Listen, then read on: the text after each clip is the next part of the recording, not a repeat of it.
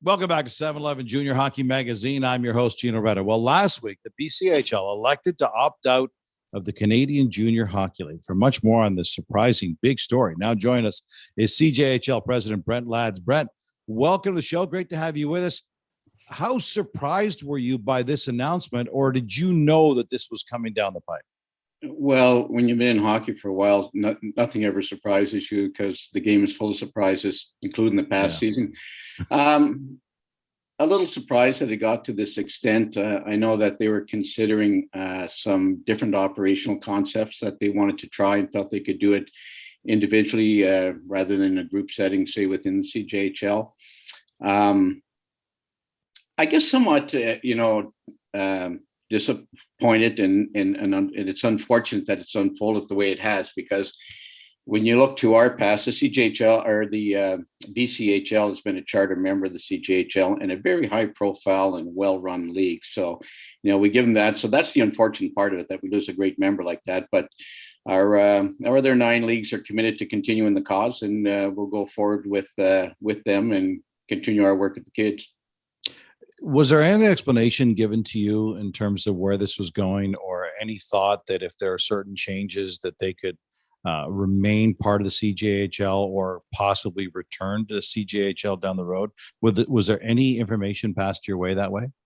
There was one concept that was discussed, and I'm not sure they're going to adopt it, so I won't put it out there, that would not have applied to the other 9 leagues, so that would have made it difficult. Okay, that's fair enough. Also news this week that the OJHL formally announced the cancellation of its season. Obviously, there's nothing you can do about that because of the situation that Ontario is in right now with the COVID scenario. How difficult is it when you mention the other 9 leagues, when each of your 9 leagues at this point is dealing with different medical officers and different medical concerns because of the spread of COVID? It's been an interesting season, and I was thinking this morning, looking back to this time last year, and we're pretty optimistic about getting up and running in the fall again. And here we sit a year later, and we're not even sure what the fall this year is going to look like, because it's the race against the spread and the ability for provinces to administer vaccines. So the OJHL officially announced the cancellation of their season yesterday. I think the Quebec League will do so today. The 2 leagues that have been able to continue to date is the Maritime Hockey League, and they've had a sort of a diversity of approach, because with the closing of the maritime bubble at different times, and I think it's going to happen again this week.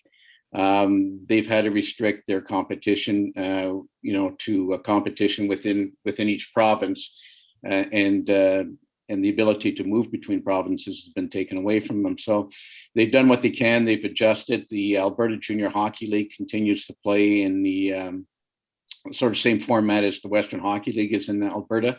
So I think the past season created a lot of anxiety for our commissioners. They did a lot of work with respect to preparations and getting to the threshold, only to find out they couldn't get started. And maybe for most of them, they're a lot more exasperated at this point in the season than I think they would have been normally had they played all season.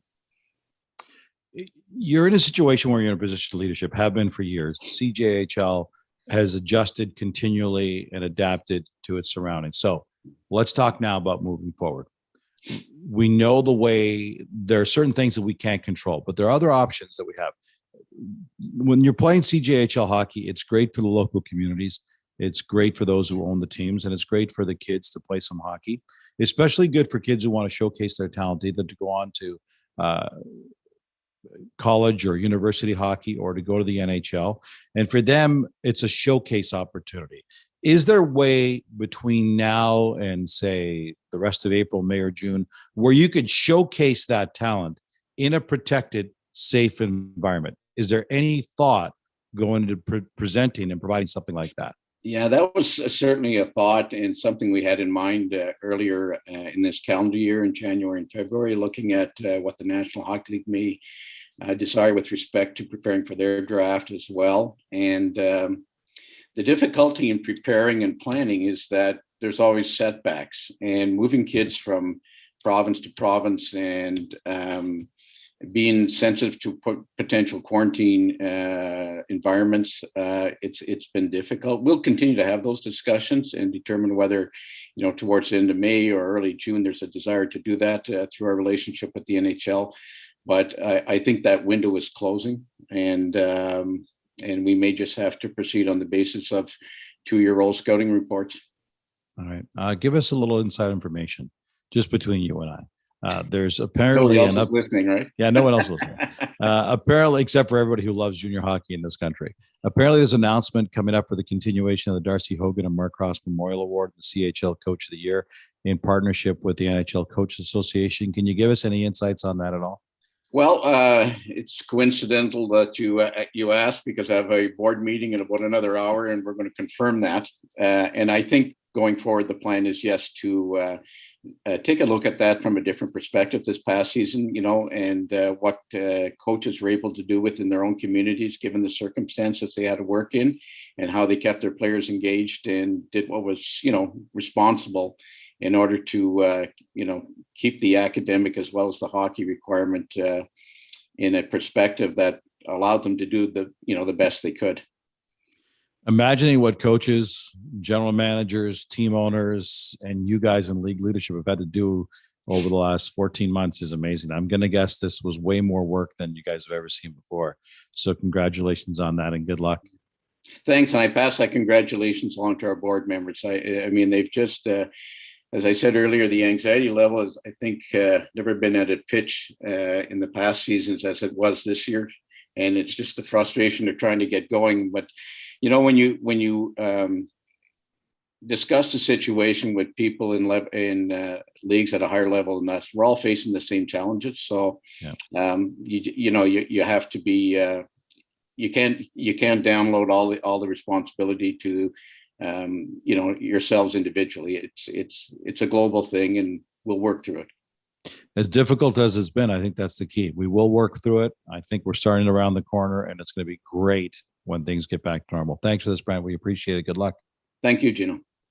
That was CJHL President Brent Ladds. And that wraps up this week's CJHL Report, the Canadian Junior Hockey League. Your future is here. Coming up, we'll continue to discuss the cancellation of the Memorial Cup for the second straight year with our Director of Scouting, Craig Button, coming up next. This is season 30 of 7-Eleven Junior Hockey Magazine. And don't forget, you can listen and subscribe to the complete podcast by checking out any of your favorite podcast platforms.